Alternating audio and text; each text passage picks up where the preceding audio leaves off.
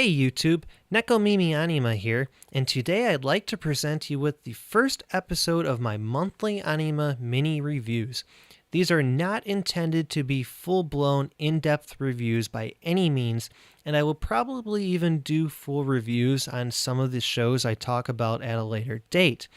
This is just basically where I take a look at the anime shows, OVAs, or movies that I finished in a particular month and say what I think about them and make recommendations as to whether I think they are worth you checking out. I'm hoping to upload my mini reviews around the beginning of every month. I hate to be late my first month, but unfortunately I ran into some technical difficulties. I was pretty naive and assumed I could just use my gaming headset to record the audio, and I quickly discovered the audio quality was atrocious. So I had to do some research and order a proper mic to do this recording. In case you are interested, I ended up getting an Audio-Technica ATR 2100, which is a very popular and highly reviewed entry-level mic used by a lot of podcasters and YouTubers. Now, moving on to the reviews, this was a busy month for me, so I didn't really get to finish much anime. Unfortunately, I only had time to finish 3 shows. There were others that I was watching, but I didn't finish them by the end of the month. And like I said, this is going to cover the shows I finish in a particular month, not that I necessarily watch start to finish in that month. So the shows I was watching last month that I didn't finish until this month will be in this month's mini review segment that I will hopefully have up by the beginning of next month. Anyway, without further ado, let's get right into it. Hyouka. This is a show that totally surprised me. I only started watching it because I liked the art style and thought there would be romance. I honestly had no idea what I was getting into, but man, am I ever glad I checked this show out. Hyouka takes the slice of life and mystery genres and completely turns them on their head. It is really the fact that this is more of a mystery show than slice of life that makes the slice of life aspect feel so unique, but the mystery element really stands out. Instead of your typical detective solving murders, thefts, etc., the mysteries in this anime almost all take place in high school and are solved by the members of the Classics Club, specifically the protagonist, Oriki, who seems to have a special gift for deduction with barely any information to go on. And it is actually the lack of information that makes these cases so interesting. Sometimes the information available is as little as the actual question presented. It is very fascinating watching them solve mysteries by simply bouncing theories off each other and seeing what sticks. There is some investigating done, but ultimately they have very little to go on, which really got me into things as I was constantly wondering how in the world they were going to figure things out. Most of the cases are quite unique and interesting. Even when presented with the typical finding missing item X type cases, the circumstances surrounding the cases were all quite interesting. The show really plays off its setting very well and maintains a high degree of intelligence without falling prey to the standard tropes and cliches of its setting. It isn't just the mystery aspect of the show that is so great either. There is an excellent cast of characters here, all with interesting personalities and motivations, and they all go through varying degrees of personal development. From the apathetic and lazy Oriki, to the curious and energetic Chitanda, to the intelligent and thoughtful Satoshi, to the quick-tempered and sometimes grumpy but kind Mayaka. They all go through varying degrees of character development throughout the show and are genuinely interesting characters. I found myself caring about all of them. Furthermore, even the minor characters are well done and feel unique. This show is also very easy on the eyes. While I did find Oriki and Satoshi's character designs felt a little like something I had seen before, in general, the character designs are excellent and everything is drawn very well. There is a lot of detail in the environments, and for the most part, the animation looks really good. There are a couple instances, such as Chitanda's overly cute and fan servicey run that she does, that do look a little bit odd, but for the most part, everything looks fantastic. There's also some really nice special effects at times, especially the ending, which is the most beautiful anime ending I have ever seen, visually speaking. Also, the voice acting is spectacular. The Saiyus did a really great job, and I felt everyone was perfectly casted. There is also some really good music throughout, especially the ending themes, which are accompanied by some gorgeous visuals.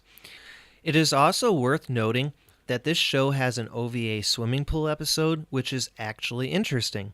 I usually find that swimming pool and beach episodes, especially OVAs, are usually just fan service fluff and often very ecchi. This isn't the case here. It is genuinely interesting and actually adds to the story.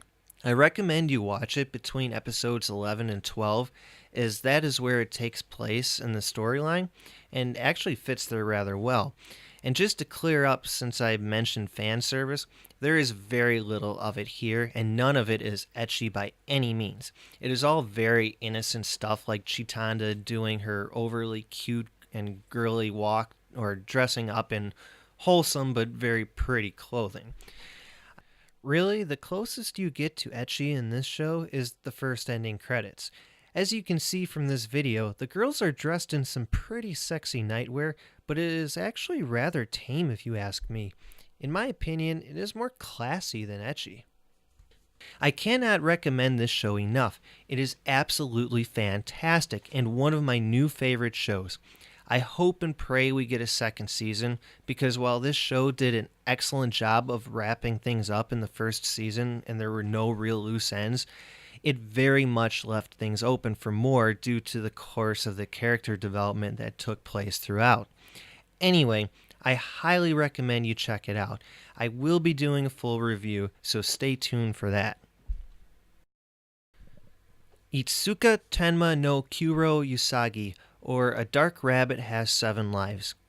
This show was a complete disappointment. The only reason I even heard of it is because I randomly bumped into a thread on myanimalist.net about the trailer being pulled from Kadokawa's official YouTube account by YouTube due to violence and nudity.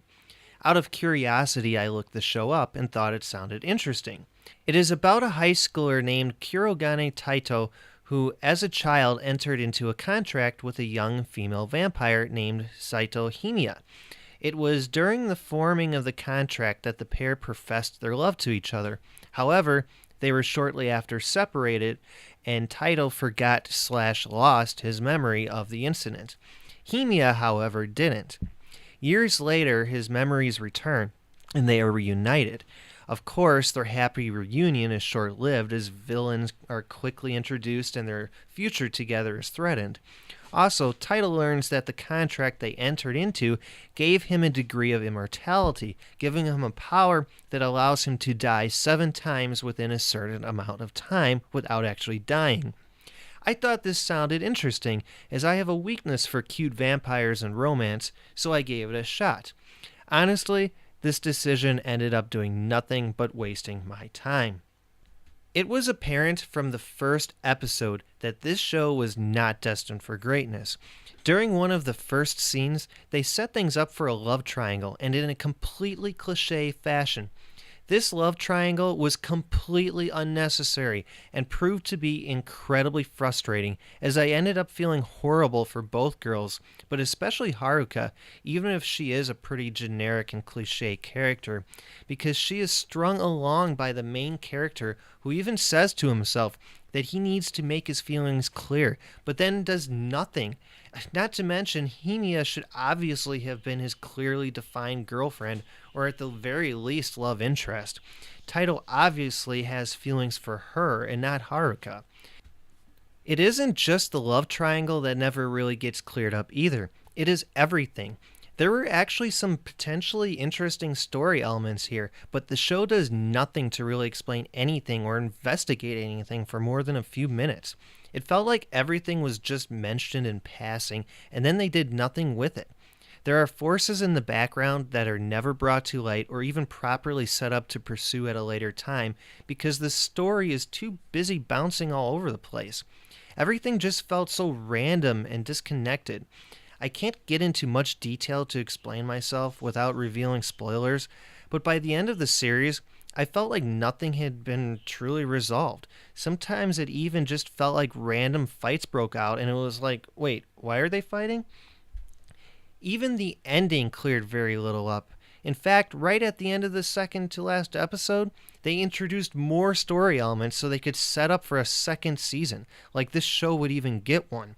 You would think with so little of the plot actually fleshed out, the last episode would clear at least a few things up, but nope. They chose to use the last episode as a bathhouse episode so they can show off naked girls. Yes, naked girls. This show is absolutely full of ecchi fan service. I'm not against fan service when it coexists with the story in a meaningful way, or at the very least provides entertainment on top of something already great. But here it seemingly exists purely to try and make up for the rest of the show's shortcomings. Expect lots of panty shots, and I mean lots. There is also quite a bit of nudity here, although there are no visible nipples, at least not until the last episode. Up until the last episode, nipples are conveniently covered by girls' hair or something. The last episode has lots of nipple shots, though. They pretty much use this episode to show off every girl's fully exposed breasts at least once, usually repeatedly. Of course, this is accompanied by all of the usual bathhouse fan service tropes, such as girls grabbing each other and trying to give each other baths. Apparently, the manga was not ecchi at all, so the fact it is rampant throughout this show indicates, at least to me, they knew they had a problem with the direction this anime was taking and were trying to compensate. As far as characters are concerned, I actually really liked Himiya's character. She is the only one who really experiences any meaningful character development, even if it is minimal. I liked her personality, I liked how she was true to herself and unconditionally loved Taito, even though there are a couple moments where some would judge her as cold-hearted towards other characters. I can understand her motives. I also really like her character design.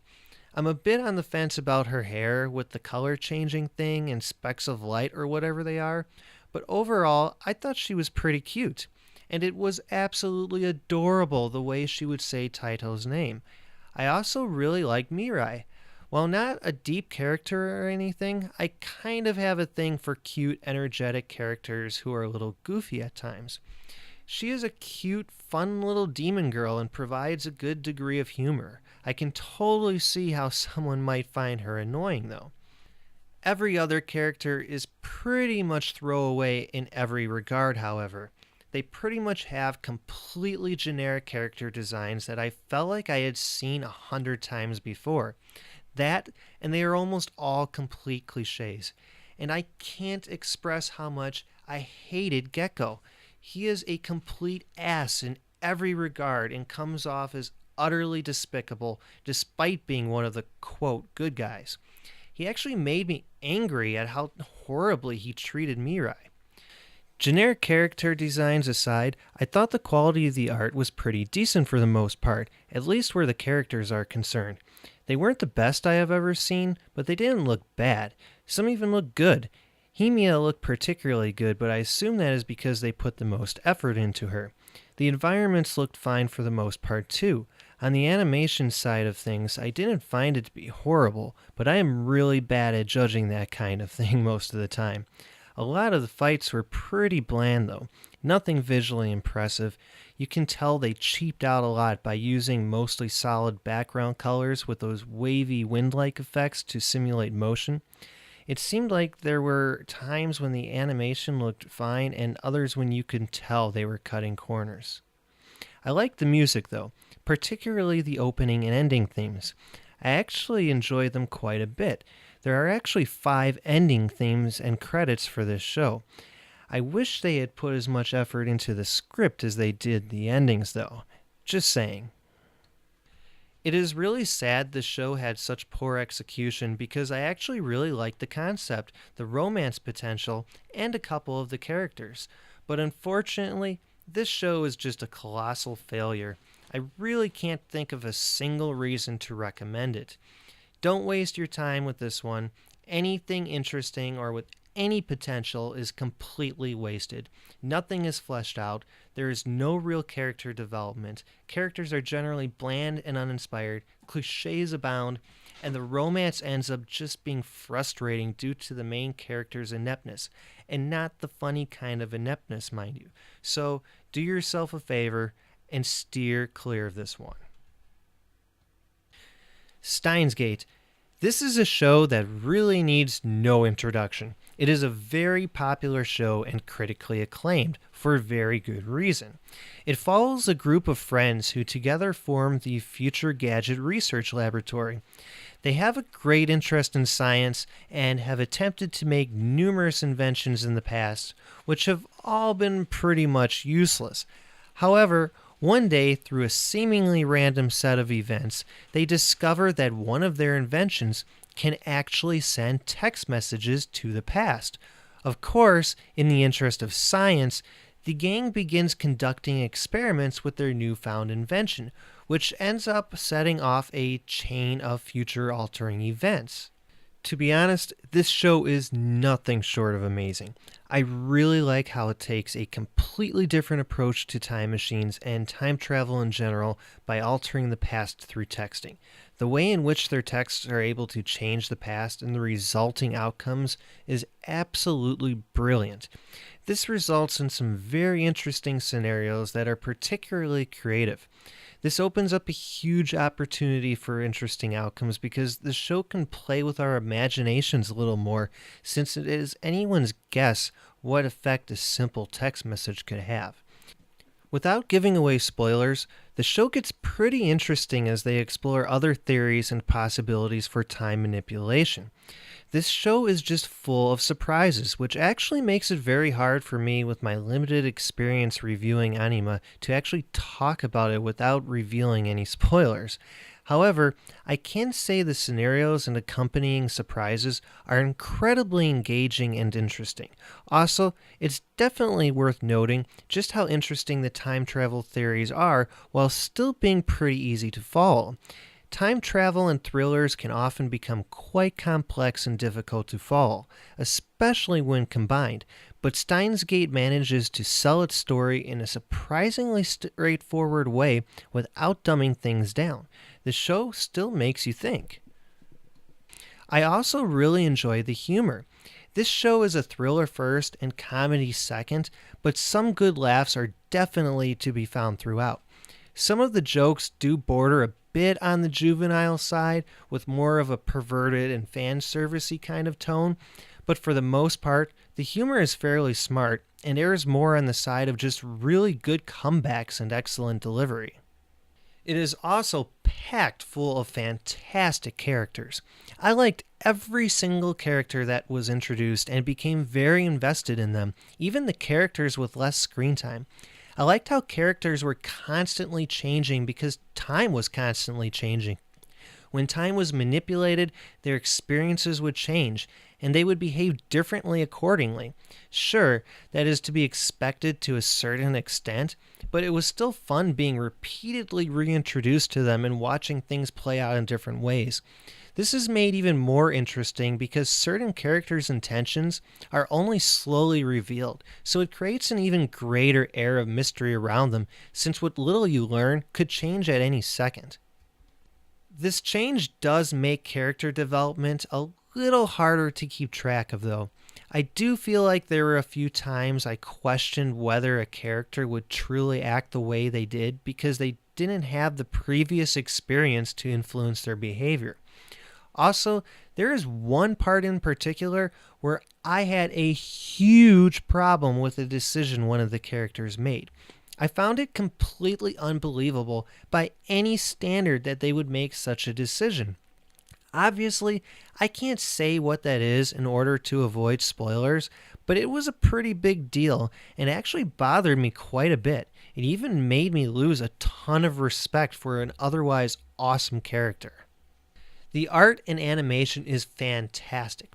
I absolutely loved the character designs, especially Mikisa Kurisu. I think I can say for certain that she is my favorite character design of all time. The voice acting is also top notch, particularly the Japanese. I really enjoyed the performance of the Japanese Saiyus. I did watch a few episodes with the English dub a while back, and from what I remember, it is pretty good overall. But it is worth noting that Funimation changed a ton of lines, presumably to make them sound better in English, and just to give an extra flair to the show.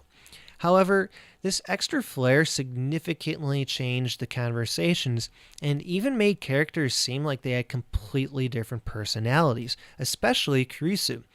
Her Sayu portrays her as a much more shy and gentle character, while her English voice actress takes a very overbearing and in-your-face approach. I prefer the shy and gentler Kurisu much more. I even switched back and forth between English and Japanese a few times for some scenes just to hear the difference, and it was quite substantial. I personally prefer the Japanese script much more. I think it has a much better tone to it, and the characters just come off as a bit more likable, at least in my opinion. One side note I would like to make is that the OVA actually feels more like the real ending to a certain extent than the final episode. It does take place after the events of the anime and is canon, so perhaps that was the intent. While the actual ending is pretty good, there is one thing that I was really wanting from it that only the OVA delivered. Obviously, I can't say what that is in order to avoid spoilers. This is probably just my personal preference as to the best ending, though. I'm just happy the OVA happened because I know I would not have been completely satisfied with the show's ending as it was. Overall, I cannot recommend this show enough. If you enjoy sci-fi, thrillers, or time travel, this show should definitely be on your watch list. It kept me on the edge of my seat and kept me up late at night because I kept saying, okay, just one more episode. It is truly one of the more unique time travel stories out there and presents itself in an easy to understand but intelligent way. There are people out there who call this show a masterpiece, and honestly, I cannot argue with that claim in the slightest. So there you guys have it. I hope you guys enjoyed my mini reviews on the shows I finished during March 2015. I'm pretty new to reviewing anime, so I hope I did an okay job conveying my thoughts. Hopefully, I'll get better at this as I go along. And let me know what you guys think of me having anime opening and ending credits play in the background. I figured it would be a bit more entertaining instead of just having everyone stare at pictures while I talk. Ideally, I'd like to have trailers or promotional videos for the anime I'm talking about, but unfortunately, I was having problems finding good quality trailers. I did have access to some for Steins since I own the Blu-ray and could have ripped trailers from it, but I wanted to keep things consistent. Do you guys think I should use the opening and ending credits for videos I don't have trailers for and use trailers for the ones I do? Or should I keep everything consistent in my video and have either all trailers or all opening and ending credits? Let me know what you all think, and if anyone knows of a good source for high quality anime trailers, please let me know. Anyway, guys and girls, thanks for watching. This has been Nekomimi Anima, signing off.